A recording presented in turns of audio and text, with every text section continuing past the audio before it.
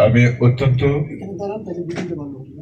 আমি আনন্দিত এবং গর্ববোধ করছি যে আপনাদের সকলের সঙ্গে সবশেষের দিকে হলেও দেখা হলো। আমি আমার কর্মজীবনের কর্মব্যস্ততার কারণে আমাকে চিটাগং যেতে হয়েছিল। এয়ারপোর্টে নামার পরপরই আমি ফোনও করেছিলাম আপনাকে যে আপনারা আছেন কিনা, আমি আসতেছি। তো প্রথমত হচ্ছে যে মানুষের কথা বলা এবং আবৃত্তির জায়গাটা থেকে যদি আমরা নিজেদেরকে আবিষ্কার করতে চাই, সেখানটা একটা মানসিক প্রস্তুতি লাগে। আমি হঠাৎ করে অনেক দূর থেকে এসছি, জার্নি করেছি, কাজকাম করছি। তার চেয়েও বড় আনন্দ হচ্ছে এবং খুশির বিষয়টা হচ্ছে আমি পেয়েছি আপনাদের, এসেছি আপনাদের মাঝে। বার্ধক্যের এই অবস্থানগত জায়গা থেকে তারুণ্য আমাকে খুব বেশি উৎসাহিত করে। আমার তারুণ্য আমার পথকে অনেক বেশি প্রসারিত করে, এগিয়ে যেতে ইচ্ছা করে। আমার মতো যারা পাকা চুল পাকা দাড়ি নিয়ে বসে আছেন তাদের সঙ্গে করে গ্রামের মেঠো পথ, অলিগলি, রাজপথ পেরিয়ে এই ঢাকা শহরে যখন এসেছিলাম, লোকের সংখ্যা তখন খুব বেশি ছিল না। আমি কবিতার ভঙ্গিমায় না বলে যদি আমি আমার নিজস্ব ভঙ্গিমায় বলি, সেদিন যদি জেলখানায় 100 লোক থাকতো, এখন 3000 লোক সেখানে থাকে। সেদিন যদি এই রামপুরাতে 1000 লোকের বসবাস ছিল, আজকে সেখানে 1 লক্ষ লোকের বসবাস।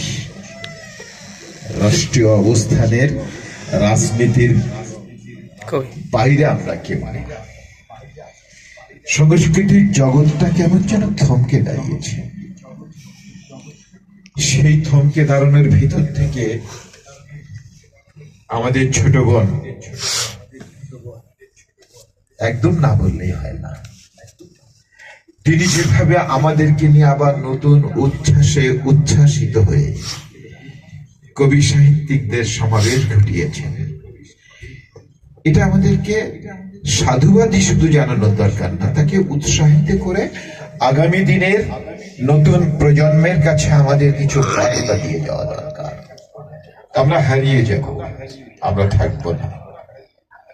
আমাদের কবি মোহাম্মদ ইকবাল হোসেন অত্যন্ত ভালো লেখে, ভালো বলে।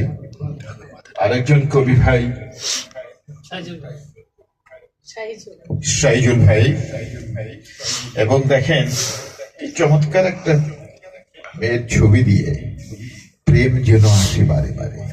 কবিতার নামটা যদি এইখানটায় এইভাবে না দিয়ে আধুনিক যুগের সঙ্গে সংস্করণ করে যদি বলতো, এখনকার মেয়েরা হিজলতলির মেয়েদেরকে চিনতে চায় না, ছেলেরাও না। কোন কফি হাউজে কফি খেয়েছ, কোথায় বসেছিলে, হাতির ছিলে নাকি পুলিশ প্লাজায়, ওদের জানার ইচ্ছাটা হিজলতলির মেয়ে না। আমাদের উচিত হবে যে আমরা হিজলতলির মেয়ে এবং মা, বোন, চাচা, চাচি, তাদের সঙ্গে মানুষ হয়েছি, বড় হয়েছি। আমরা তোমাদের কাছে শিখিয়ে দিতে চাই, আসো আমরা আবার একটা বন্ডিং আসি। একাকিত্ব, একলা বসবাস করে সমাজের কাছে নিজের ভুল নিজে সুখে লাভ নেই। গোলাপ যদি হও, পাশ দিয়ে লোক গেলেও বলবে এখানে বোধহয় কোনো গোলাপ ফুটেছে। সুবাসটা ছড়িয়ে দাও সমাজের মাঝে। এসো আবার নতুন করে নজরুলের সেই কথাটায় হারিয়ে যাই।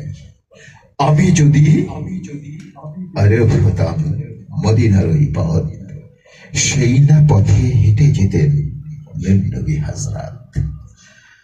আপনি দেখেন প্রত্যেকটা লেখা এবং কথার মাঝে যে অর্থবহ এবং গায়ে শিহরণ জাগানোর মতন যে কথাগুলো ছিল, এগুলি কিন্তু যেন হারানোর পথে চলে যাচ্ছে।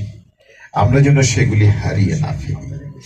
আমরা যেন নতুন আঙ্গিকে আমাদেরকে আগামীর পথ চলাই শুধু নয়, নতুন প্রজন্মের জন্য আমরা যেন কিছু রেখে যেতে পারি। আমাদের গতদিনে যাদেরকে আমি এখানটায় দেখেছি তাদের সবাই ছিল একজন নতুন ভদ্রলোক, আমাদের ভাই, মুখ চেনা, সব জায়গায় দেখি, অত্যন্ত সাহিত্য প্রেমী একজন মানুষ, আতিকুর রহমান ভাই। আতিকুর রহমান ভাই কে আমার অনেক জায়গায় দেখা হয়েছে, কিন্তু ওইভাবে ঘনিষ্ঠতা হয়নি। আমার চুলগুলো ওনার চেয়েও পাকা, কিন্তু আমি কেন যেন রং করে রাখতেই ভালো লাগে। ওনাকে যদি রং করে দেওয়া যায় হিরোর মতো লাগবে। আড্ডা মানে হচ্ছে পারস্পরিক ভাবে নিজেদের মনের অবস্থানটাকে উৎসাহিত করা। আসেন আজকে আমরা সবাই মিলেই আমরা যদি 100 টাকা করে উঠাই, তাহলেও আমি একটা প্রস্তাব করছি, আমাদের একটা সুন্দর নাস্তার ব্যবস্থা হয়ে যায়। যারা আমাদের ছোট বোন, ছোট ভাই, তাদের দোয়ার দরকার নেই। তারা যে উপস্থিত হয়, আমাদের এই বকবগানি যে শোনে, এটাই আমাদের জন্য বড় কিছু। তো আমাদের সভাপতি সাহেব এটা বলে দিয়েছেন, শুনে তাকে অসংখ্য ধন্যবাদ জানাচ্ছি। আমার মনে হয় আরো কয়েকটা জিনিস হওয়ার দরকার। আপনারা যারা এই জগতের সঙ্গে সার্বক্ষণিক ভাবে আছেন, এটা করে দিয়েছেন ব্যানারটা, ভেরি গুড, খুবই সুন্দর লাগছে। আমার একটা হচ্ছে যে আমরা কবিতা এবং গানের একটা অনুষ্ঠান সুধীজনদেরকে নিয়ে থ্যাংক ইউ ভেরি মাচ একটা ভালো জায়গায় আমরা একটা অনুষ্ঠান অক্টোবর নভেম্বরের দিকে, কারণ দেশের সার্বিকভাবে যদি করেন তাহলে সেই নবাব সিরাজদৌলার কথা এসে যায়। দুর্যোগের ঘন ঘটা চারিদিকে, আকাশ থমথমে, আমরা ভালো নেই কেউ। সেই জায়গা থেকে আপনারা সবাই বিবেচনা করতে পারছেন অস্পষ্টতা যেন সকল জায়গায় বিদ্যমান। তো সেই অস্পষ্টতার ভিতর দিয়েও আমাদের স্বপ্নের জায়গাটা যেন জাগরিত হয়, এগিয়ে চলার সহযোগিতা করে। আমরা আসুন একটা সিদ্ধান্ত নিয়ে একটা সুন্দর অনুষ্ঠান করি। সেই অনুষ্ঠানটা করলে কি হবে, বিজ্ঞজনদেরকে নিয়ে আসা, নতুন প্রজন্মের শ্রোতা এবং সঙ্গীদেরকে নেওয়া, এবং পুরনো দিনের যারা তাদেরকে নেওয়া। আমার খুব একটা কথা বলতে ইচ্ছা করে, যদিও একটা পলিটিক্যাল প্ল্যাটফর্ম না, তারপর আপনারা যে মনা হন, সকলের প্রতি শ্রদ্ধা রেখে বলছি যে রাজনীতির অবস্থানগত দিকটা তাদের মতন তারা করে নিতে যায়। আমি সকল রাজনীতিবিদদেরকে বলছি, সংস্কৃতির জগৎগুলো